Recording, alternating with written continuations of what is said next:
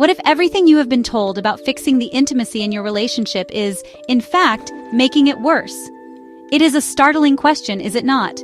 We listen to the advice from friends, from magazines, from the endless scroll of social media, all promising a quick solution to a deeply personal pain.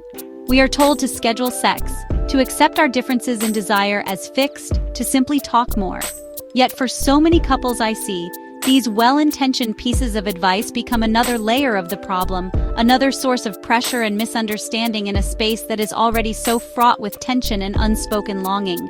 They become the very bars of the cage from which you are trying to escape. Today, we will step into this tender space together. We are going to gently take apart these common myths, these narratives that have kept so many couples trapped in cycles of frustration, resentment, and a profound sense of loneliness within their own partnership. My name is Trond Korsmo, and for many years as a therapist, I have sat with couples in the quiet intimacy of my office, listening to the stories of their desire, its presence, its absence, and its complicated journey. I have witnessed firsthand how the most popular advice often backfires, creating more distance where the deepest wish is for closeness. It is from this experience that I want to offer you a different perspective. It is a silent epidemic, this loss of erotic connection. Studies often tell us that somewhere between 15 and 20% of long-term couples are living in what is called a sexless marriage. But this number only hints at the true scale of the issue. It does not account for the countless others who may be physically intimate, but feel emotionally adrift, performing a script rather than experiencing a genuine, vibrant connection. The tragedy is that most of these couples receive advice that deepens the chasm between them, advice that simplifies a complex relational dance into a mechanical problem with a simple yet ineffective solution. In our time together today, we will explore 5 of these pervasive myths, one by one. But we will not stop there. For each myth we dismantle, we will build something new in its place. A more nuanced, more compassionate, and more effective way of understanding and rekindling desire. We will move beyond the simplistic fixes and into the heart of what truly creates lasting intimacy. This is not about blame or finding who is right and who is wrong. It is about creating a new map, together, that can lead you back to each other. The ubiquitous advice, just schedule it. It is presented with such practical, sensible authority, as if booking intimacy is the same as scheduling a dental appointment. On the surface, it makes a certain kind of sense. In our busy lives, what is not scheduled is often forgotten. By putting sex on the calendar, you are prioritizing it, ensuring it happens. But what happens when that designated time arrives? For so many, the scheduled event does not feel like an invitation to pleasure, but a demand for performance. The spontaneity, the mystery, it evaporates under the light of obligation. It transforms the sacred space of erotic encounter into another item on the to-do list. Desire rarely blossoms from a sense of duty. The very act of scheduling bypasses the most crucial element, the emotional landscape of the relationship. It is a logistical solution to what is almost always an emotional problem. You can schedule the physical act, but you cannot schedule the feeling of genuine, heartfelt desire. That is something that must be cultivated, not commanded. True, vibrant intimacy is the culmination of 1,000 small moments of connection that happen throughout the day and week. These are the threads that weave the fabric of intimacy. The advice to just schedule it often places the cart miles before the horse. For many, desire is not a switch that can be flipped on because the calendar says so. Desire is a response to feeling seen, to feeling cherished, to feeling safe. This is why the scheduling advice so often fails. It treats intimacy as a product to be manufactured rather than an ecosystem to be nurtured. So what is the alternative? Instead of scheduling the act of sex, we begin by scheduling time for connection. It is about creating the conditions in which desire can organically arise. The key is that the activity's sole purpose is to be present with each other, without the pressure or expectation of it leading to sex. You are rebuilding the emotional bridge between you.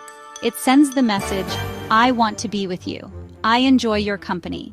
It is in this soil of safety and mutual appreciation that the seeds of erotic desire are most likely to sprout. And what often happens quite naturally is that physical intimacy follows. It emerges from a place of genuine wanting, not scheduled obligation. So, let go of the pressure to schedule sex, and instead, embrace the invitation to schedule connection. That is where the real magic begins. Here is a story that I hear so often. a script that has become deeply embedded in our culture. One person is designated the high libido partner, and the other, the low libido partner. These labels, once assigned, can become a self-fulfilling prophecy, a fixed identity that dictates the dynamic of the relationship for years to come.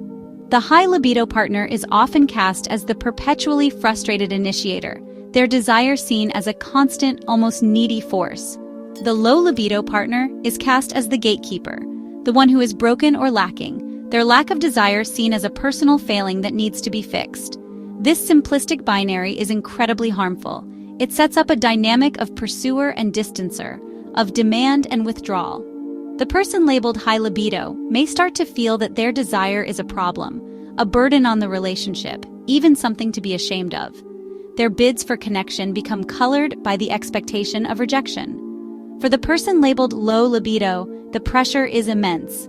They may feel constantly scrutinized, their every touch or moment of affection interpreted as a potential green light for sex, which can cause them to withdraw from all forms of physical touch to avoid creating false hope.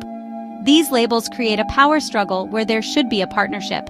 It becomes a battle of wills rather than a dance of mutual discovery. The conversation becomes about quantity and frequency, a ledger of how many times versus how many times not, which is the least erotic conversation a couple can have. It completely misses the point. Desire is not a static, quantifiable trait like height or eye color. It is not something you either have or don't have in a fixed amount. It is fluid, contextual, and deeply responsive to the emotional climate of the relationship. By clinging to these labels, we stop being curious. We stop asking the important questions.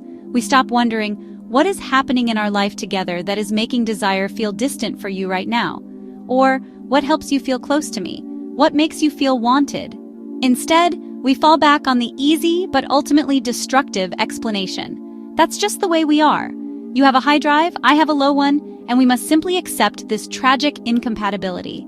This acceptance is not a form of mature resignation. It is a form of giving up on the potential for a thriving, connected erotic life together. Let us dismantle this idea of libido as a fixed internal thermostat. Desire is not born in a vacuum. It is profoundly contextual. It is influenced by everything: the quality of our emotional connection, our stress levels at work, our physical health, our body image, the history of our relationship, and the specific meaning that sex holds for each of us. To ignore this context and simply blame a low libido is like looking at a wilted plant and blaming the plant's low will to live, instead of checking if it has been watered or if it is sitting in the dark. Think of all the factors that can diminish the flame of desire. Unresolved arguments that leave a residue of resentment. The mental load of managing a household and children that leaves one partner feeling more like a logistics coordinator than a lover. The sting of criticism or contempt in daily interactions. A period of depression or anxiety. The side effects of medication. A deep-seated fear of vulnerability. When these elements are present in the relational space, desire naturally recedes. It is not a sign of a broken libido, it is a sign of a healthy human system protecting itself. Conversely, think of the contexts that invite desire to flourish. A feeling of being truly seen and appreciated by your partner. The safety that comes from knowing you can be your full, imperfect self without judgment. Shared laughter and playfulness that remind you of the joy you find in each other's company. The thrill of feeling wanted and pursued, not out of duty, but out of genuine passion. Moments of deep, non-sexual intimacy where you feel emotionally connected and aligned. When these conditions are met, the partner who is labeled low libido may suddenly find their desire awakening in surprising ways. Therefore, the conversation needs to shift away from diagnosing each other's libidos and towards co-creating the conditions for desire. The most useful question a couple can ask is not, "Why don't you want me?" but rather, "What can we build together that would make desire a welcome guest in our home?" This changes the entire frame. It moves from a model of individual pathology, something is wrong with you, to a model of shared responsibility and mutual creation. It acknowledges that desire is something that lives between two people, in the space they create together. So, how do we begin to create this climate where desire can thrive? It starts by letting go of the pursuer-distancer dynamic that the libido labels create. This often requires the high libido partner to take a courageous step back. Instead of focusing their energy on initiating sex, they can redirect that energy towards initiating connection in other ways. This could mean focusing on verbal affection, planning a date night with no expectations, or taking on a share of the mental load that may be weighing their partner down. This reduces the pressure and allows the other partner to breathe. Simultaneously, the partner who has felt like the gatekeeper can take a step forward, not necessarily towards sex, but toward re-engaging with their own eroticism and with non-sexual physical touch. This might mean exploring what turns them on outside of the relationship, through books, films, or fantasy. It might mean initiating a hug, a cuddle on the sofa, or holding hands during a walk. This communicates a desire for connection and physical closeness, reassuring the initiating partner that their withdrawal was not about a rejection of them as a person, but a response to the pressure of the dynamic. The goal is to find a middle ground where both partners feel they have agency over their erotic lives. This involves having conversations that are not about the act of sex itself, but about the meaning of sex and desire for each person. What does it feel like to be desired? What does it feel like when desire is absent? What are your fears around intimacy? What are your longings? These are conversations about the internal worlds of each partner, fostering empathy and understanding rather than defensiveness and blame. Ultimately, this approach dissolves the rigid labels of high and low libido and replaces them with a more fluid, compassionate understanding of eroticism as a relational dance. It acknowledges that sometimes one partner will lead and sometimes the other will. It recognizes that desire ebbs and flows with the seasons of a life and a relationship. By focusing on creating a shared context of safety, playfulness, and emotional intimacy, you are no longer trying to fix one person's libido. Instead, you are co-authoring a new erotic story for your relationship, one where desire is free to emerge for both of you. We're told communication is the holy grail of relationships. It's the key that unlocks all doors. But what happens when talking doesn't work? When words meant to build a bridge instead become bricks in the wall that divides you? Each conversation about the lack of sex becomes a reminder of the lack of sex. This is the tyranny of overcommunication. The words hang in the air, creating not intimacy, but a more profound and painful distance than the silence ever did. We are talking at each other about a problem, instead of creating an experience with each other that could be part of the solution. The belief that words alone will fix everything is one of the most pervasive and damaging myths in modern relationships. Words can express love, articulate need, offer apology, but if your body remains distant, your words become hollow. The actions, the small gestures of affection, the shared laughter, the spontaneous hug, these are the things that change the emotional weather. Move from communication as problem-solving to communication as connection. Instead of scheduling a talk about why you are not having sex, try creating an experience where connection is possible. The words express the longing, and the action creates the container for that longing to be met. These are small acts of relational hygiene, deposits into the emotional bank account. See communication not as the cure, but as one part of a much larger ecosystem of connection. Let your actions speak. Let your touch communicate. It is not the magic of the words, but the magic of the embodied relationship that will light the way. We often tell ourselves that a lack of intimacy is purely physical, a matter for doctors and prescriptions. It's easier to discuss testosterone levels than feelings of rejection. The doctor's office becomes neutral territory, sanitizing the emotional truth of disconnection. But the body is a brilliant archive of our emotional lives. To treat the body as a malfunctioning machine denies its deep entanglement with our psyche. Rushing to a medical solution without examining the relational ecosystem is treating a symptom, not the cause. Think of your relationship as a garden. If the soil is filled with criticism or chronic misunderstanding, it doesn't matter how perfect the seed is. It will struggle to sprout. Relational stress is a powerful anti-aphrodisiac, activating our fight or flight system. Ignoring these relational dynamics misses the most crucial part of the puzzle. An integrated approach means acknowledging that physical health is important, but it's only the beginning. It requires the courage to be vulnerable, creating a safer environment for desire to reemerge. A conversation that rebuilds trust can be more potent than any pill. True intimacy is not a medical condition, but a living aspect of your shared life that must be nurtured with wisdom, patience, and love.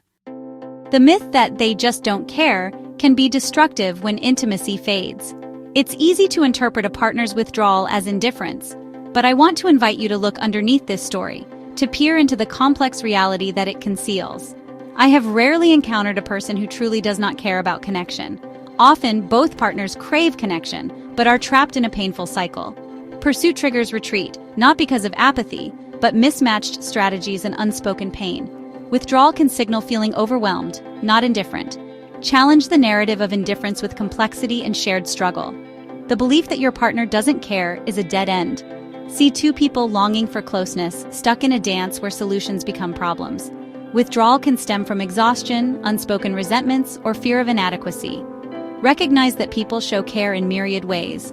Broaden your definition of connection and look for different ways your partner shows they care.